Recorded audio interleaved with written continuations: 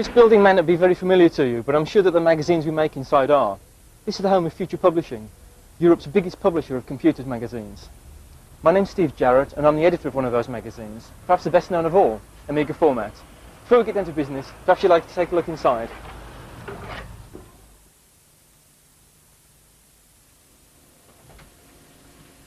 These are the offices of the biggest, best, and most famous Amiga magazine, Amiga Format. And here are a few of the people that work long and hard to bring you the most read Amiga magazine on the newsstands. Behind me is Sue White, Amiga Format's art editor. She's responsible for making sure the magazine looks as good as it does. This is Richard Jones. He's our production editor. He reads everything we write, takes out all the spelling mistakes, and makes sure it's fit to print. And this is Nick Veach, consultant editor and Amiga Format's resident technical expert. Anyway, let's leave them to get on with their work. Let's go to my desk. Without doubt, the Amiga is a wonderful computer. But whichever model you have, you'll soon start to see its limitations. Whether the workbench or kickstart is a bit out of date, you want to add some mass storage or a CD drive, or just don't quite know how to install a Zorro card or a new floppy drive. This video will take you through the procedures in a step-by-step, easy-to-follow fashion. Now over to our expert. I hope you find his tutorial useful and informative. Welcome to this Amiga Format video, a guide to expanding your Amiga computer. The Amiga is one of the most powerful home computers ever made, and the key to that power is its incredible expansion capability. There are hundreds of extra peripherals which you can add to your computer to create the ideal system for you or to update to run the very latest software. In this video we'll be looking at ways to improve your computer, no matter what model of Amiga you own. One of the first peripherals you will want to get for your Amiga is an external disk drive. This will be especially true if you have an A500, A600 or an A1200 without a hard drive, as many programs will have you keep swapping disks until your arm is very sore. Fitting an external disk drive is remarkably easy. The drives can be obtained from any of the dealers advertising in Amiga Format, and they cost between £50 and £100, depending on features. Some have anti-click devices, virus checkers or copiers built in.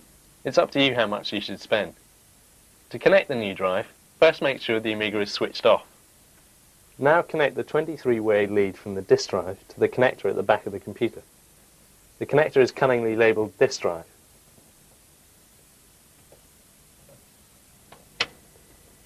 If necessary, you should screw any fixing screws home to avoid the cable coming loose.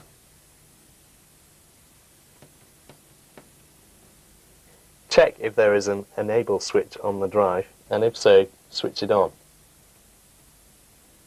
You won't be able to operate this switch after the Amiga has been switched on, as the drive will only be recognized at boot up time. Position the drive so it's quite stable. Most people put it on top of the casing like this. Now switch on the computer. It should boot as normal, and you should be able to hear the new drive clicking. When you put a disk in the drive, you should see the access light flash.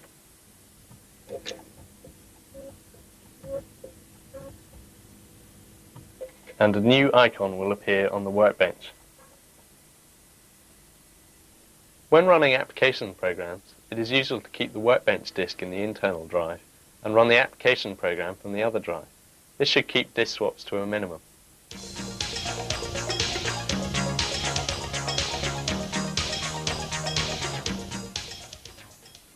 Soon after you add an extra disk drive, you'll find there is something else you need more of.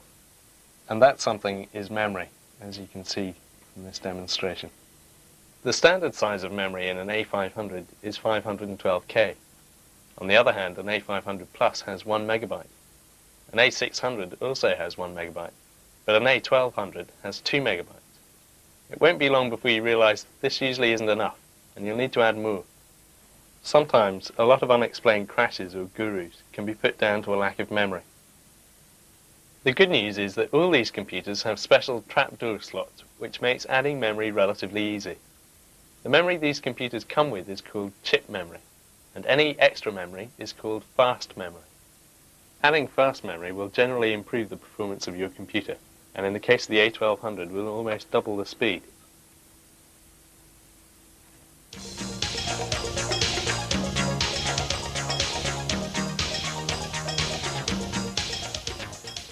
Before you open up any computer or handle any peripheral, you should be aware of the dangers posed by static electricity.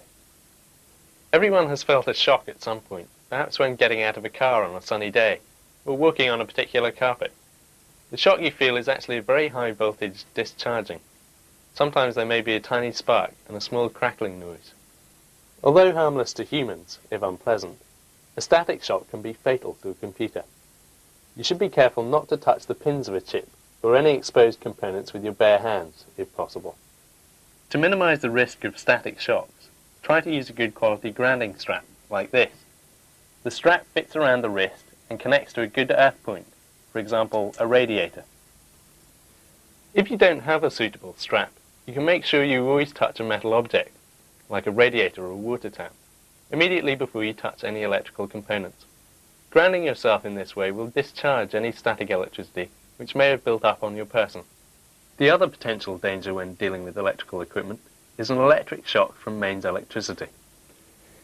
It is extremely unlikely that you will ever come near any mains voltages inside your Amiga equipment, but it is always a good idea to disconnect all leads and cables before taking anything else apart. Never take apart the mains transformer, as it contains a large transformer and components which can retain a charge for several hours. So before we go on, here are some other precautions you might like to bear in mind.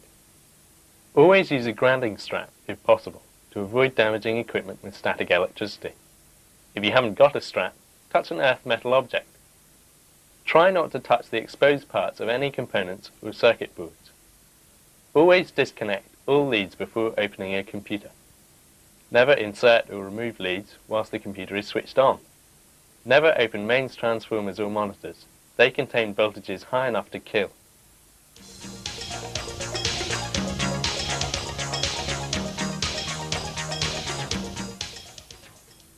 Let's deal with the Amiga 500 first. Switch the computer off and disconnect all the cables that are leading into the back of the machine. Turn it upside down and place it on a table. It's a good idea to put it on a towel to stop it from moving around. When you've opened the trapdoor, and a coin normally does the trick, place it to one side. You should now be able to see the connectors where the memory board fits. Take the memory board out of its protective wrapper and insert it into the computer like so. The instructions which come with the board will tell you which way round it goes, but usually the memory chips will face away from you. If there is a switch on the board, make sure it is in the on position. When you've replaced the lid and turned the Amiga back over, reconnect all the leads and switch on. The computer should boot as normal, but the amount of free memory available at the top of the screen will have changed. To see exactly how much memory is now present, open the shell window and type in the command avail. These four columns will now display the amount of memory. The maximum figure should reflect the extra memory that you have added. Memory can also be added to the A500 via the expansion slot in the side of the machine. This is done in almost exactly the same way, except the expansion units themselves may have a through slot so you can add further devices, and also many come with their own power supply. The procedure for adding memory to the trapdoor slot of the A600 is exactly the same as the procedure we've seen for the A500. The only difference is that the trapdoor connector is of a slightly different type, so you will need a memory card which is made specifically for the A600. For the A1200, simply repeat the same process as for the A500. Some A1200 memory cards are quite large, and fitting them requires quite a bit of manual dexterity. Some are so large that the trapdoor lid won't fit on properly at all.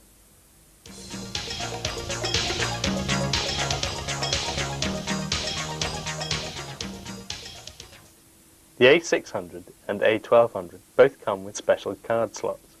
These accept cards which conform to the PCM-CIA standard. At the moment there are only a few peripherals which connect to this slot, but that will change in the near future. Memory cards are often added here. In fact, it's the only way of adding more memory to an A600 once the trapdoor slot has been filled. Unfortunately, adding memory using the PCM-CIA slot means that the memory isn't particularly fast. It is also rather expensive, so always try to add memory to the trapdoor slot first.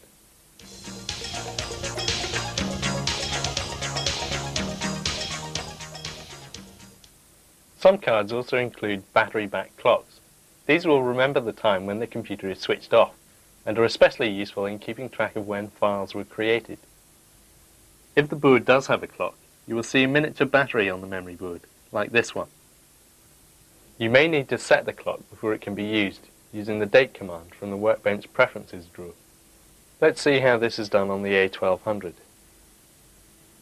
Locate the Time Preference program in the Prefs drawer and double-click. This utility allows you to set the time and even the date. So I'll set it to my birthday and the time I was born, which was approximately 11:30, so I'm reliably informed. When we click on Save, that time will be saved to the battery back clock, and obviously it will remember it anytime you use the computer in the future.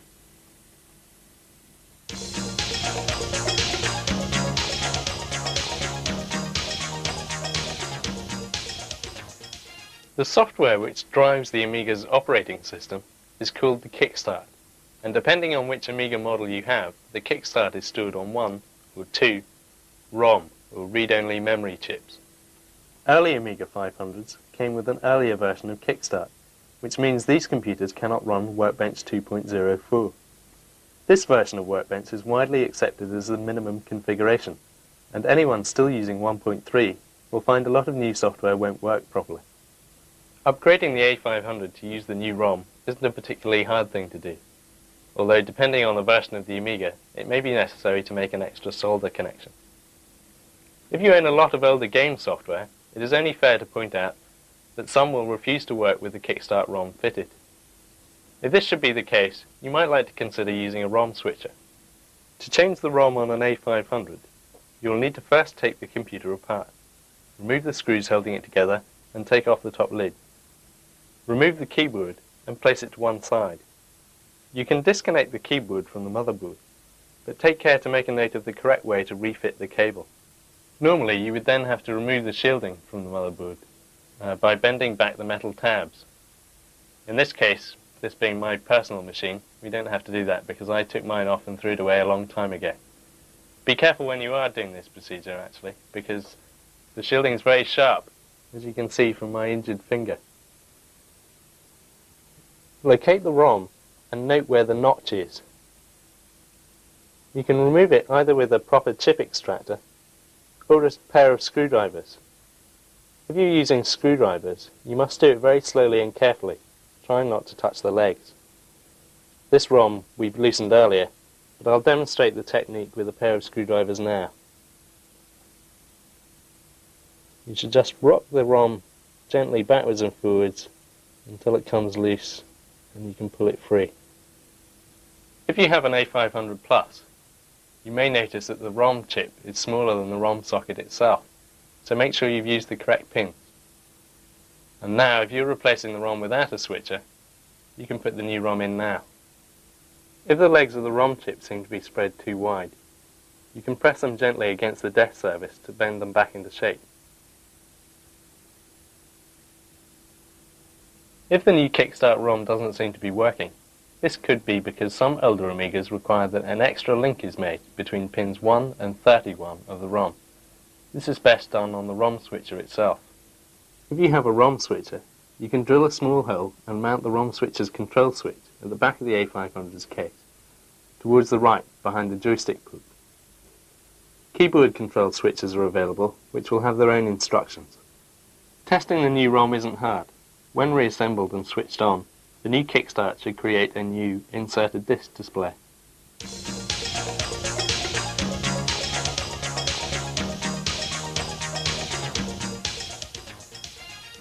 Agnes is a custom chip fitted to the A500, and it controls various aspects of the computer, including the chip memory, where graphics and sound effects are stored. Older Amiga 500s came with an Agnes which could only address half a megabyte of chip RAM. But newer versions of the chip are available, which can address a full megabyte of memory, assuming there is a compatible half-meg memory board fitted with a trapdoor. The advantages of the larger Agnes include the ability to load more sound samples and run complicated programs such as desktop publishing software more efficiently. You can check which version of Agnes you have by either looking to see how much chip RAM you have available at the workbench, or checking the number on top of the chip itself. The hardest part of fitting a new Agnes is actually removing the old one. Don't be tempted into using a screwdriver to wedge the chip out. You'll only crack the socket. You must use the proper extraction tool.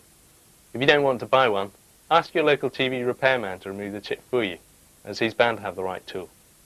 Check the orientation. There should be a mark on the chip and a notch or an arrow on the socket.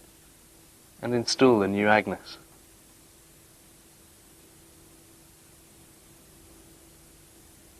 Depending on what machine you have, it may now be necessary to make a few circuit board alterations. On a revision 6A machine, JP2 should have only the top two pads connected, and JP7A should have none of the pads connected at all. Obviously, if you decide to perform these modifications yourself, or indeed any of the other upgrades we've shown you in this video, neither Future Publishing, Amiga Format, nor indeed myself will be held responsible for any damage you may cause. But if you follow our advice, you should be alright. It is also possible to buy the 2 MB version of Agnes, which is used in the A1200 and the A4000. These replacement chips usually come on a special circuit board, which includes the new 2 MB of memory.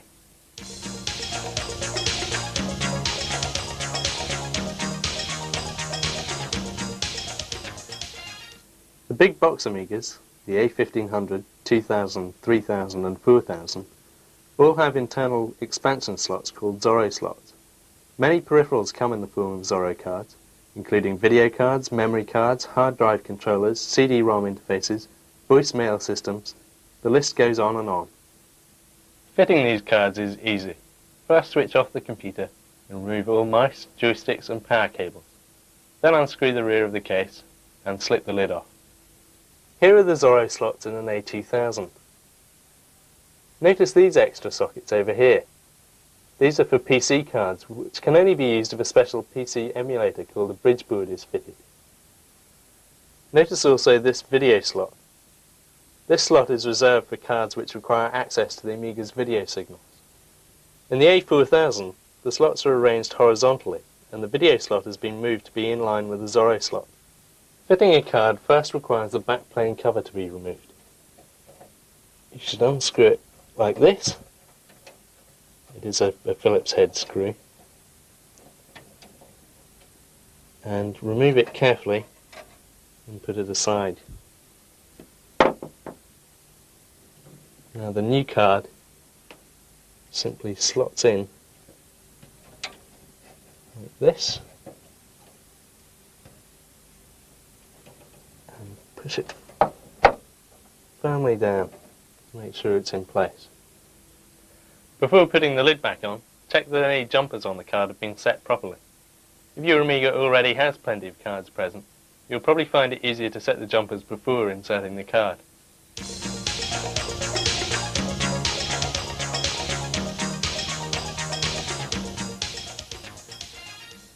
The Amiga 4000 has several SIM sockets on the motherboard to accommodate extra memory. There are 4 sockets for fast RAM and 1 for chip RAM, so up to 18 MB can be present at one time. Depending on how your Amiga is configured, you may have a 1 MB SIM of chip RAM.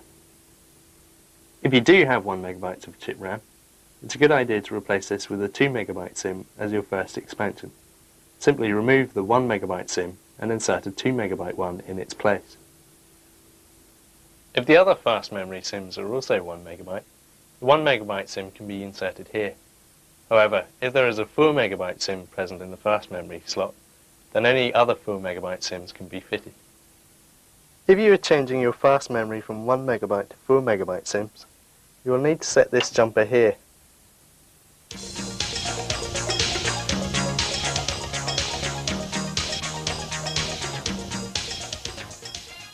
Adding a second IDE hard drive to an Amiga 4000 is relatively straightforward. Most 3.5-inch low-profile IDE drives are suitable. The first step is to remove the entire drive bay by unscrewing the 4 screws which hold it in place. You will then need to consult the hard drive documentation to find out which jumpers to set. The original drive should be set to be a master drive, and the second drive should be a slave drive. Screw the second drive into place, attach the power and the data cables, and refit the drive bay.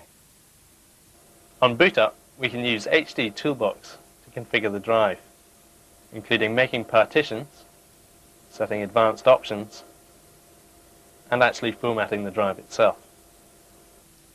Okay, that just about rounds up this brief look at upgrading your machine. Remember, whatever modifications you make are at your own risk. Future Publishing, Amiga Format, and myself will certainly not be held responsible for any damage you may cause. But if you follow our advice, you should be okay. I hope this video has been useful for you, and maybe I'll see you again in another video in this series. Bye-bye. We've produced this series of videos as part of our commitment to you, our readers. If you have any suggestions on how we should improve the videos or the magazine itself, please write to me, Steve Jarrett, at the address at the end of this video. Thanks for joining us. Hope to see you again soon.